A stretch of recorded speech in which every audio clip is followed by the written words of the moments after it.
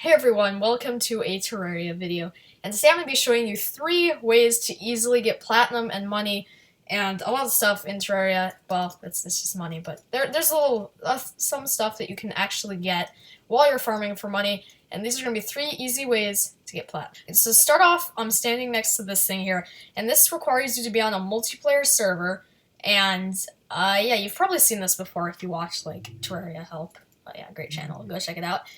Link is in the description. And, yeah, but I'm going to kind of compress a lot of different designs. And this one here is pretty cool. And basically what it does is it allows you to get 4 geysers here. And basically what you want to do is right-click this, and it will give you geysers. Now, keep in mind, you do have to be on multiplayer for this to work.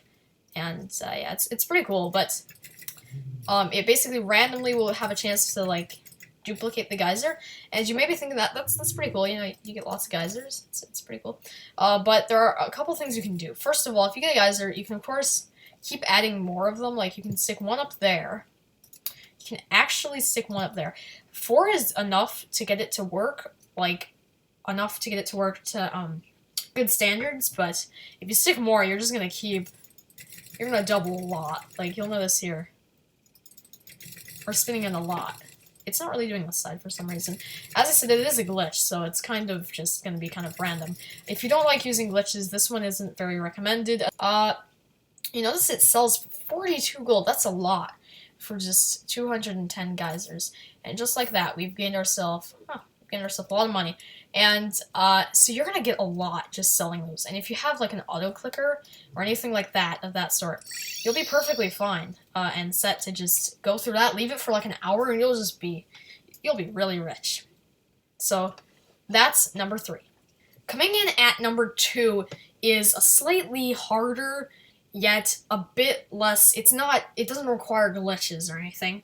It's more just using the game itself, just using the things within the game, and what it requires are 2 things: a slime staff and a greedy ring, or just a whatever it's called, a lucky coin. Yeah, they drop from the pirate invasion, and this one is actually crafted with the lucky coin.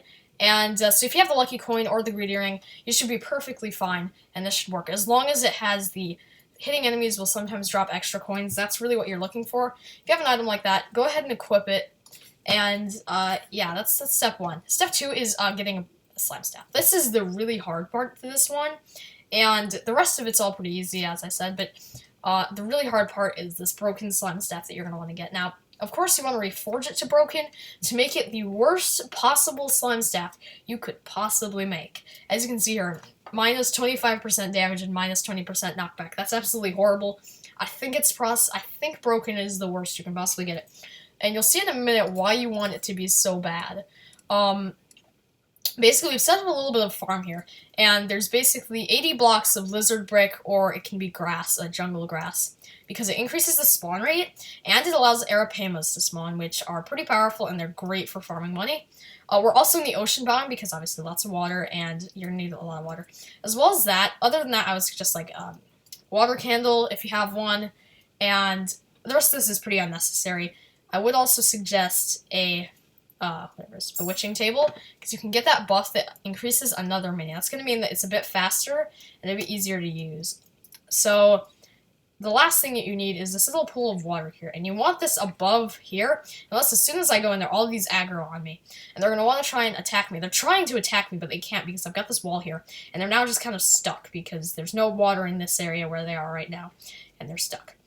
The reason you want this above here, not in there, is you'd be taking damage if you did that. But what you want to do then is take your 2 or 1, depending on what you have, and you'll notice they start to spit out money like crazy.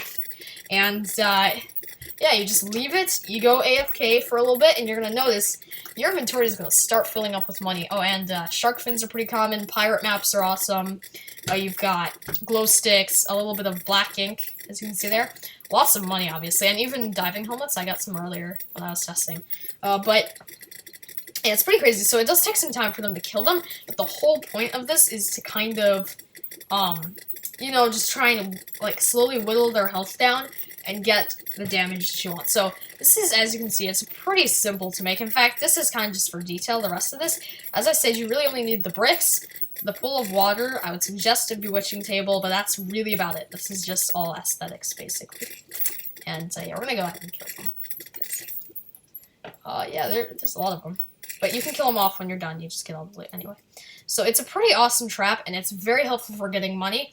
It's not using glitches, which is great. So yeah, before we do the first one, I want to say something quickly because this isn't really my design. Obviously, all of these have been found by multiple people. I don't actually know who. I guess I'll give credit, obviously, to Terraria Help for the one over here, the whatever geyser trap one. Yeah. So I'm pretty sure he found it. I'm not actually sure if he was the first one, but yeah, he's the first YouTuber that I knew that found the glitch. The farm is just a pretty simple thing. I'm pretty sure lots of people have made that. And here is one that's pretty advanced. And while it's advanced, it's really, really good. And this one I want to give credit to Mappy Gaming. And yeah, his channel will be in the description. He has a great channel. He does some pretty incredible stuff. He has done like massive world records of DPS, some pretty crazy stuff out there. And one of these is this trap. Now, the way he built his trap, it advertises in one night to be able to gain 193 platinum. And it's pretty crazy because it can actually do that. And compared to these, in one night, 193 platinum is way more than you're ever going to get in one night doing just this. It's going to be a lot more. But the first thing I want to talk about is this. Now, I'm going to talk a little bit about something called the dummy ghost. And it's basically the damage part of the dummy. So there's the visual part, and then there's the actual DPS indicator system. And a good way to show this is by separating them. And on top of that, I've also added a little bit of a wake system just to show you kind of what it does. But this is just so you can have an output. These two pressure pads on the little, whatever, hammered slabs, or whatever. Basically, when I do this, you'll notice that something gets teleported. And basically, it's getting hoiked back and forth rapidly, and that's where you can have your output. That's the whole point of the output of this system. And basically, you'll notice that this is the visual part. I can't actually damage it. But the part that's actually gonna, like, register the DPS is on this side. And you'll notice on the other side how the dummy's reacting to the damage. Like, on this side, it's moving around. And what you can do is you can see the fire, but if I teleport it away, it's going over there. So basically, it's like the dummy kind of has two parts. That's kind of what I'm trying to say. So here we have the trap. Now, it's pretty basic. The main hard part about making this is the excavation of the area that you're going to be doing it in. So I excavated out my entire desert, or at least a good part of it, to actually do this. Now, if I go ahead and look on my map, you can see this massive hole that took me quite a while to mine out. Luckily, I have a DCU. But so if you don't have that, it might take some time, definitely. You're going to need to you really have to be endgame, because for this to work, you do need a last prism. And, yeah, you're going to need a last prism for that. But, even without that, although the reason I've put this trap at number 1 is because of that high amount of money you can get out of it, even though it's a very hard trap to do, and it does require your character to be endgame. So let's start off by taking a little bit of a look at what is here. Now, there's a lot of components in the actual area here. We've got the new 1.3.1 conveyor belts going up, and let's just explain what's here. So I have a chest, or, well, a dresser, but it's meant to be a chest, so I can just store all the loot, because you get a lot of loot, and you can sell it at the end for extra platinum. Now, the first thing I would like to say is this little dummy ghost thing here that I was showing you a little bit ago there, and you'll notice that it's causing all these mobs to rapidly spawn. Now, what you want is a raven staff, mainly because the ravens will stay in the they'll stay in the little area, and they won't actually come out, which means that basically they're going to be killing these as fast as possible. You want a bewitching table or a summoning potion, but witching table actually will last a bit longer because it's 10 minutes, so you don't have to keep redoing it like with a potion. But what you want to do is stick one in each, and they won't go out because ravens won't go through blocks, so they won't target other things, which is awesome. Basically, what the whole point is they're just going to be rapidly dying, as well as the fact that I have banners to increase the amount of damage they're doing, meaning they can die faster. It's pretty confusing, but that's that. Over in this corner here where my cursor is, this is just so I can summon in an NPC, and just sell all the stuff instantly. That part isn't really needed, but these two bottom parts are incredibly useful. And that's really about it, these bottom parts. Now, what exactly are we doing when we kill this? First of all, we're getting hearts, but I don't have a heart reach potion on right now, so I'm not going to be picking it up, obviously, so... I've got some gear, or not gear, just some stuff, and the main point of this, right, is when you're using your last prism, it's to gain mana. And you're going to gain a lot of mana. Obviously, at the moment, I'm not using a magic set or anything, so it's not as good because I don't have a celestial... Actually, no, I do. I have one in here, a celestial magnet, yeah. So you're going to want one of these, especially, just to increase the amount of range you can pick up mana stars, just to make sure you get those mana stars. And basically, you can just constantly keep this out. You'll notice my mana never goes down. And even with a mana, this is without any mana gear, really. This is just with a normal loadout. If you had mana, armor and stuff, yeah, you're going to be really doing well. You don't need a mana flower, which is what makes this so good.